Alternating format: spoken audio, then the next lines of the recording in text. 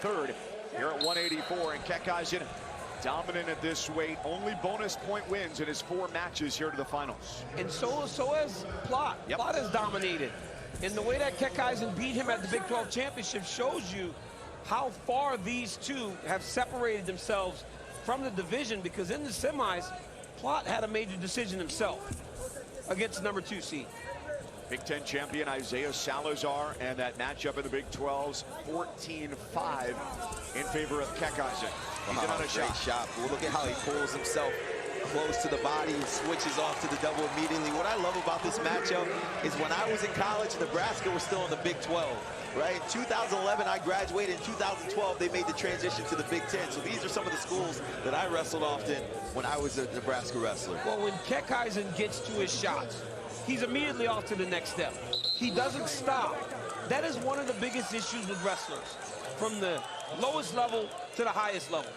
They get to a shot, and it's like they almost surprised themselves that they got to the leg. This guy is sure that when he attacks, he's going to finish. We talk about the best guy in the tournament. We talked about a lot of guys throughout the weekend, and especially tonight. But Rock, you got a special affinity for this guy at 184 pounds. Rock like him a lot. I'm trying to tell you. That's his favorite thing when he talks about Keckeisen. I've been trying to tell y'all this, man. That's all I'm saying. I'm trying to tell you. What I like about him is that when he wrestles, he's always thinking and always moving. Sometimes you see someone that's thinking a lot, they're slow. But watch, he'll take a scenic route. Look at this, dude. Look at this, Jordan. He take his time. He don't get up. He don't jump up to get back to the center. Fix his singlet. Do the old sock trick. And you and I, man, what a great tournament these guys had. From Jared Sima to Cale Happel to, you know, Parker Keckeisen. Watching these guys and what they've been able to do throughout this tournament it's been phenomenal. Ryder Downey was a Big 12 champion. Someone told me that Northern Iowa, while they rebuild their wrestling room, they are in a makeshift wrestling room and prepping guys like Parker to go out and try to chase national championships. And chase legs. Look at this guy. He's just tenacious, Double continuously attack. trying to find a way to score. He's looking to hook that leg. Look at how he keeps that hand in. Look at his hand. Then puts the foot back in to replace it. What If he a finishes this veteran. takedown, this is one of the most savvy takedowns we've seen this evening. Yep, dude, did you see that? He put his hand back inside to make sure that they didn't call him out of bounds. Then he replaced it with his foot. Now he's got to get that left arm out. Now he's looking for the finish. left arm. He's covered it. Oh, my goodness. What a takedown by Parker Keckeisen. That was close. They awarded it. What a takedown by Keckeisen. I'm going to say it again. I'm trying to tell you. You trying to tell me, Rock? Hey, Rock. That right there that boy, Rock, extreme mat awareness, high IQ. But it's a guy that has never placed lower than third in this tournament in all the years that he's been here. When we talk about generational talents, last year he found himself in the national final, but against a guy who we're going to see next wrestling for his 4th title in Aaron Brooks. Hey, that boy Rock, not afraid to tell, say I told you so. Rock, you been trying to tell me all weekend. You just don't listen too well. What I love about the 3-point takedown, gentlemen, is how it's reflected on the scoreboard, who the dominant wrestler is, right? 2 takedowns, he's ahead by 5 points, and rightfully so. Although he's only had 2 takedowns, this match so far has been a butt kicking. Now, on the opposite side, because of that, 1 takedown gets you back in the match. As long as you don't give up back points, you give up back points, you're done. 7 points in 1 move, it's hard to really wrestle back from that. But Dustin Plott, even when he was in high school, he has a very good sweep single to the opponent's right leg. He's just got to get to it. In his match in the Big 12, he never got there. When Coach Smith was talking about him moving up from 74 to 84, he said he's so strong and he's still quick. We just got to see him get there. He has the shot. You see Plott trying to get that front foot moving, a little choppy, trying to get some reactions out of Keckeisen. But Keckeisen has already wrestled on this stage. He's been to the NCAA tournament 4 times now, been in the top 3 4 times. Just a veteran in the game, man. Understands wrestling at the highest level. JB, what was the difference you wrestling your 2nd time on the higher level on a big stage than your 1st time? Well, the 2nd time I wanted to put on a show. And so the 1st time I beat Mike Poeta from the University of Illinois. And I tell you what, I won the match 5-1, but when I left and went back to my hotel afterwards, I was disappointed in my performance. I felt like I had more. So going into 2011, I actually was against Tyler Caldwell, Oklahoma, another Big 12 wrestler at the time, and I wanted to really put on a show. And so I was able to get the major decision there. Yeah. Well, you just said that to me earlier about dominance being a part of what really matters to a champion. Well, there's going to be 10 champions tonight. So it's how do you stand out amongst the crowd? There's 10 champions crowned on the NCAA championship evening. How do you stand out? And that's by putting on a show, putting points on the board. Separate yourself from the greats, right? 10 people that were great tonight. It seems like with Parker Keckeisen wrestling, his feet don't move a lot until there's action. And when there's action, his feet move really quickly. And Dustin Plott's doing a really good job of closing the gap. What I'm not liking, Rod, is it looks like Keckeisen is starting to slow down a little bit. He went from looking for continuous scores to now watch his first movement. It's not necessarily forward. It may be stationary or even going backwards. Too early to start playing the game. Right in the middle, man. On the line. Put your foot on the line. Yeah, you're right, Jordan. First action's back. But Plott's got to keep going, though. Plott's got to keep attacking.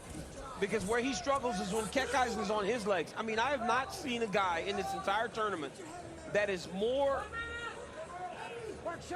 evolved as Keckeisen when it comes to finishing his shots.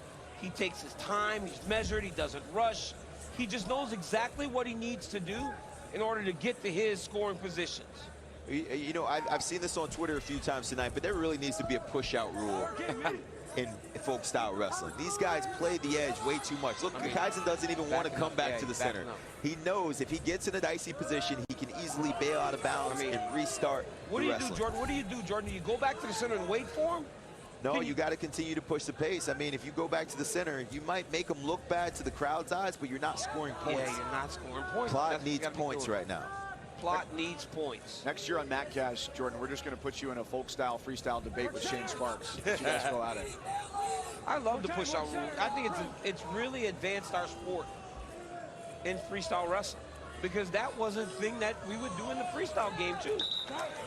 You go out of bounds, no penalty.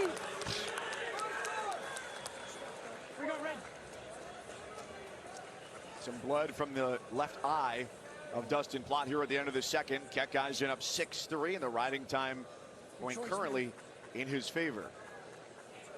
I love this moment in time, Rock. I love this time here. Here it is.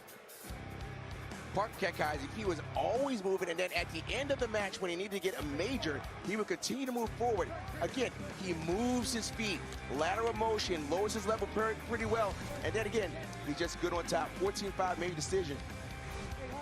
Really scary is he's got a chance to be a 5-time Big 12 champion next year, joining Dayton Fix in that category.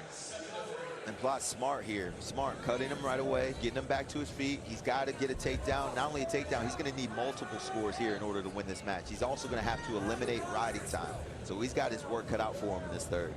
He's doing a good job of cutting off the mat, though. His back is towards the center, and Keckeisen's back is towards the out of bounds. He's there, and he's putting himself there. Keckeisen is okay putting himself to the edge on re-attack. Wow, look at how quickly he switches off from the outside single to the double. As soon as he gets to the single leg, he instantly is transitioning to the double. And not only that, he gets his hands locked under the butt. There's no way you can scramble out of that. That's one of the best. Another takedown. That is one of the best takedowns in all the mixed martial arts. You push your guy against the octagon side. The moment you get to a double leg, you lock him under the butt. That locks in the hips. You get a takedown. He goes reach with the right hand. Switches off to double immediately. Boom. Right on the Head butt. up, chest there up, it is. hips underneath. Head up, chest up, hips underneath, finishes off. And now, look, he's cutting him. Hey, he's cutting him. He's feeling emboldened right now. He's like, hey, dog, I'm in a good position. I want to go get some more. Let's try to score bonus, right? But this just speaks to Parker Keckeisen and what he's done to this weight class. He has been as dominant as anyone in the entire NCAA with his rule over this division. And this is against Plott, who, as you said before, has bonused everyone in the tournament. Yeah, Plott's looked really, really good this weekend. And this is not an indication. I'm letting you all know that Plott is really good, everybody. Dustin's really, really good. But all these experiences, I told you earlier that David Carr having to go through Keegan O'Toole 3 times matter. Parker Keckeisen being in the NCAA final last year against Aaron Brooks recognizes, look at that. Oh, this ain't Aaron Brooks in front of me. Anybody else I'm taking out. Can I say it again? I'm trying to tell you. Pom-pom-pom. He's really good. That was smooth. That was nasty. That was smooth. He got Plott stepping forward, fired off the shot, got to his finish.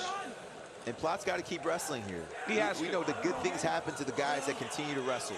He's getting back to his feet now. He's got to go take a risk, maybe throw something crazy at him. And that's one thing about Plott, man. He will never give up on himself. The guy's been an All-American 3 times, made his first NCAA final tonight, so there's something to build off of Dustin Plott. But in the deep and rich history between multiple divisions for the UNI Panthers, Parker Keckeisen, their 23rd Division I national champion, here in his 4th time as an All-American.